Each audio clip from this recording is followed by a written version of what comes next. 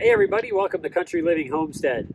Today, I'm going to be unboxing and assembling this Ryobi 3200 PSI 2.3 gallons per minute pressure washer. So I just got this at Home Depot. I decided to go with the gas-powered motor over the electric motor because I had an electric motor before and it didn't quite have any power to it. Like, it had hardly any power whatsoever. I mean, you could probably spit harder than what this thing pressure washed. So I decided to go with the Ryobi for a couple of reasons. One was the price. I seen that the Ryobi was about half the price of the DeWalt. So I guess we'll see if the name means anything. Plus, this had a 15-inch flat surface cleaner with it as well. So it also has like a built-in soap dispenser. So it looked like it was a pretty good package for the price. So this is what I decided to go with. So today, I'm going to unbox this, check it out. I've never owned a gas-powered pressure washer before, so this is going to be the first for me. So join along and we'll see what this thing has to offer for us.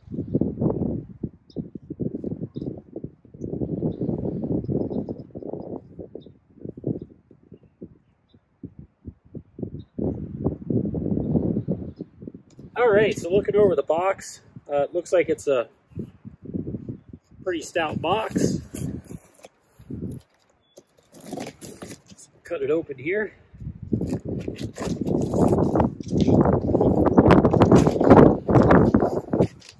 So right away, I'm seeing the instructions on top. So we'll see how easy this is to follow. Knife away here. So as soon as you open the box, I'll kind of give you a little view here. You got the wand right on top. It's actually very heavy. I'm surprised. It's got some good weight to it. It looks like you do some different angles or something. I'm not quite sure about that, but maybe that's the different sprays. I guess we'll find out here in a few, but actually pretty sturdy.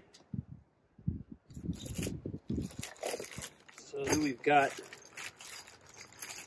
a bag here with what looks to be some pins, another booklet, as well as the oil for the motor.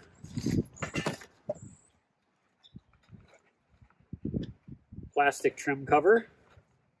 That looks pretty good. That's actually pretty solid too.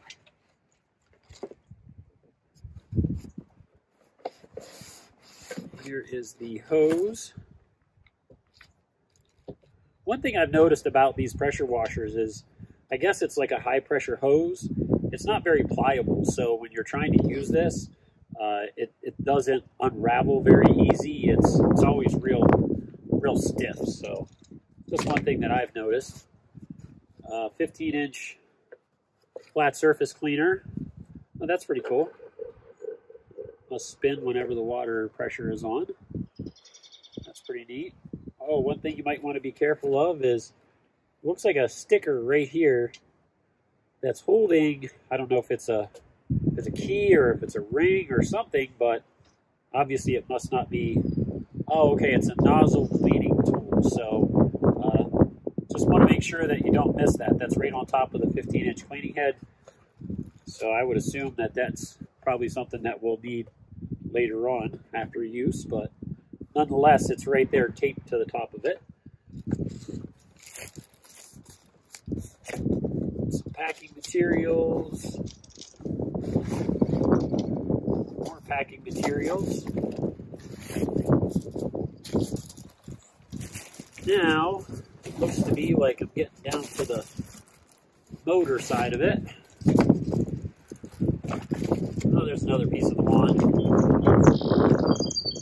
Now, I will say this wand, yeah, it's light. It feels kind of cheap, but it is very light. But that's the wand handle. Very light piece of plastic. Let's grab the motor out of here.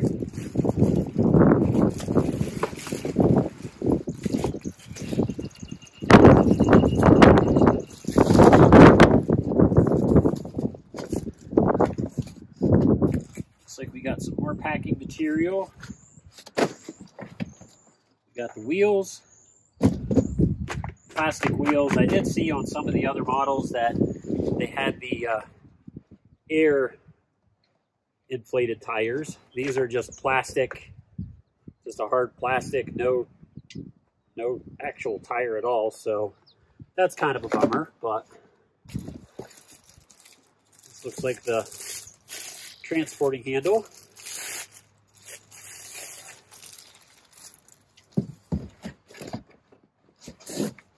And more packing materials. So that's it. That's the box.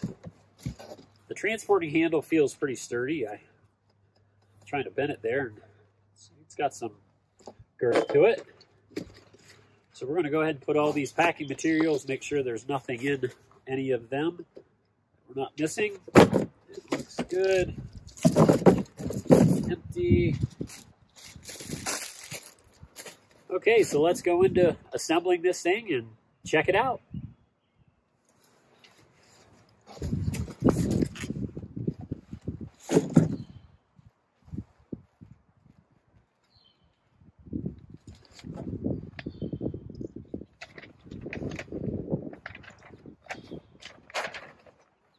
Okay, so I'm checking out this quick reference guide.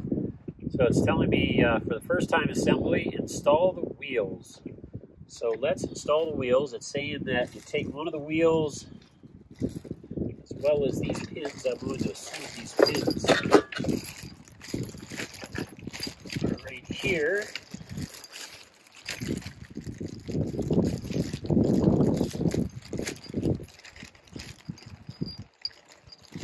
As well as washer.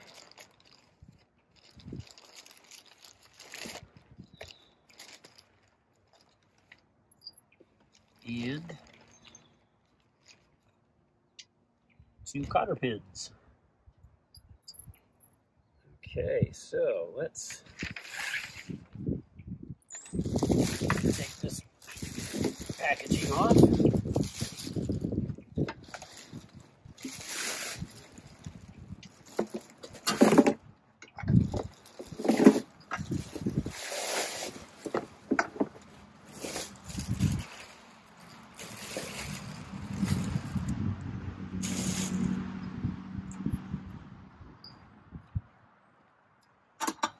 Okay, so according to the instructions, it's saying to insert the pin through the wheel and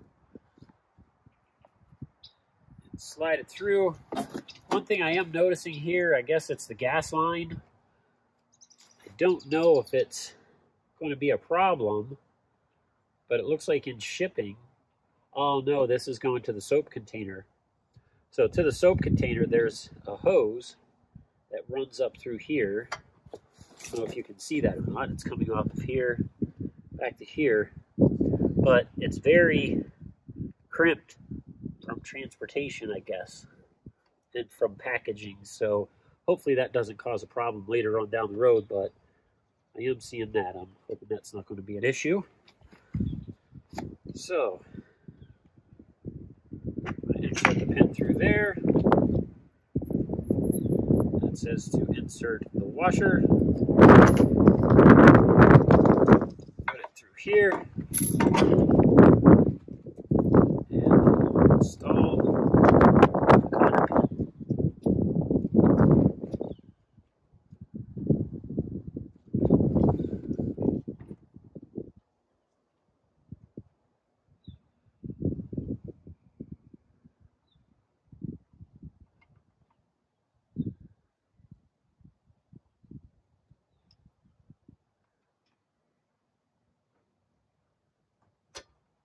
Oh, that's okay. That's neat. I like how that locks into place. So let's roll it on the other side. Repeat the process.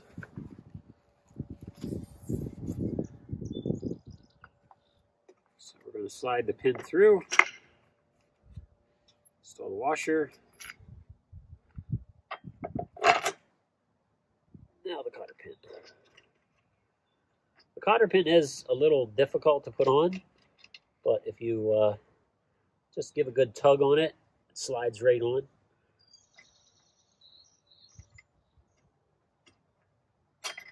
And you can hear it snap into place. So let's roll this back over.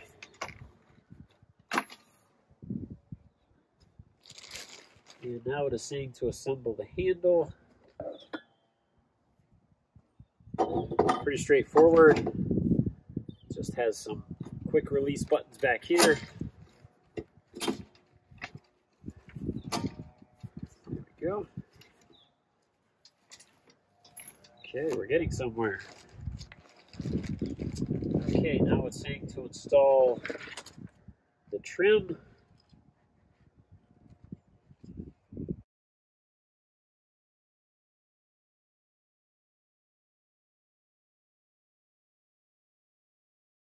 Job. So really it looks like to do this job, you're only going to need maybe a small crescent wrench and a Phillips screwdriver. And then you should be able to tighten these screws down.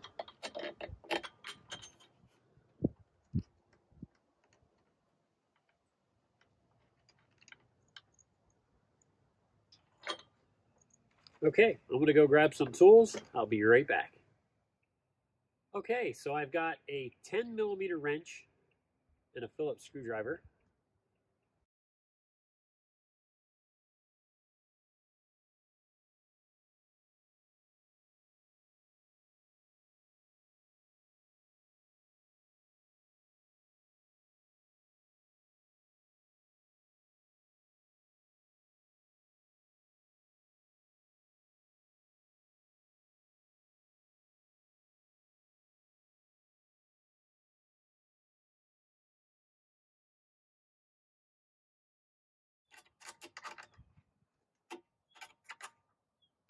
Slug that down. Okay, assembly is complete. So our next step is connect the spray wand to the trigger handle. So that looks pretty easy. Just going to slide this out of the way here. So we've got this spray handle. And like I said, it's kind of cheap, very light. And it looks like this just kind of screws into it. It looks like there's some seals there. So we'll take this plastic protector off.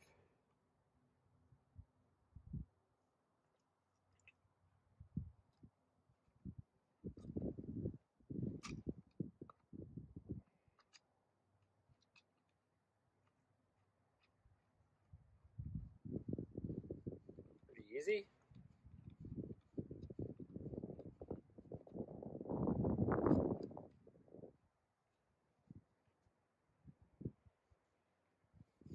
Quite sure if that just has to be hand tight or what, but we'll give it a shot. Wow, this end is really, it's heavy. So it's definitely gonna last. So now install the hose. Looks like both ends of the hose are the exact same. So we will just install this side here. There's a plastic protector on that, so take that off as well.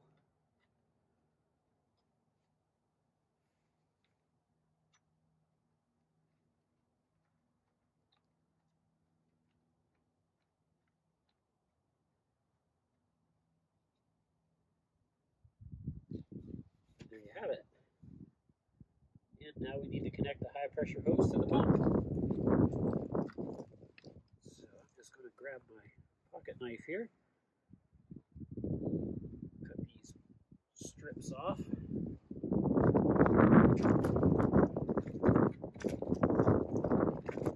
These out of the way. Be careful not cutting the hose, because that would not be good.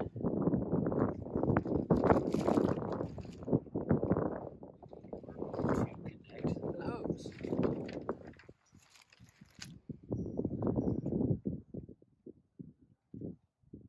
It chilling to connect the hose back here in the back. I do see another protective cover. So we'll remove that.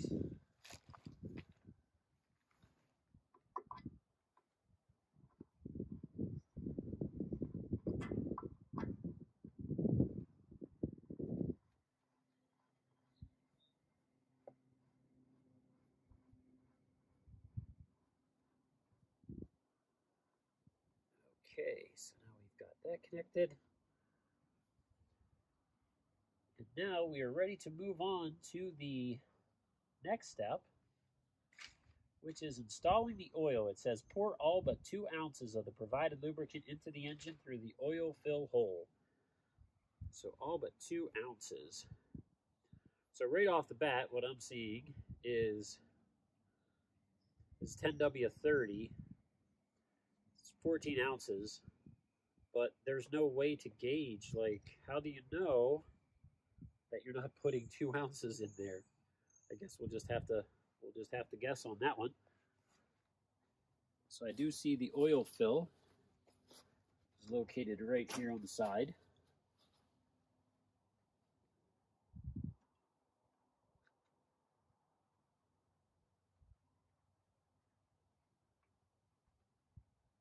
And there is a dipstick.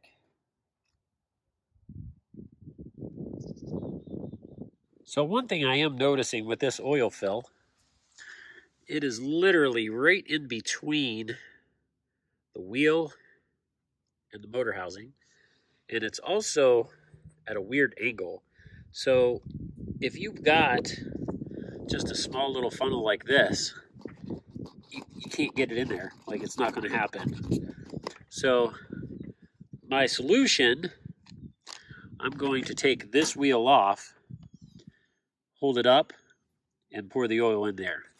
I think that's going to be the easiest way to do it. So let's give it a shot. I'm just going to lean this up, pull this cotter pin back off.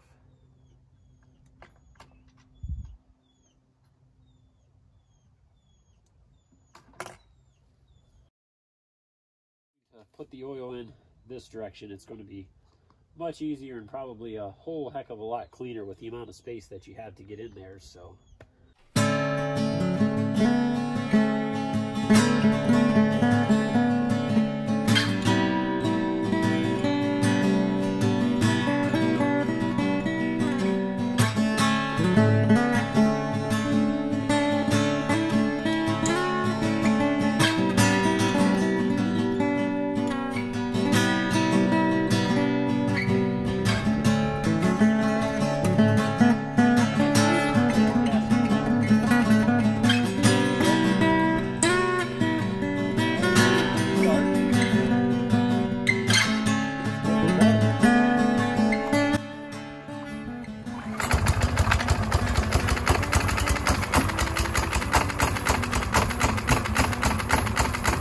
full. Instead of allow it to run 5 seconds, put it back to run.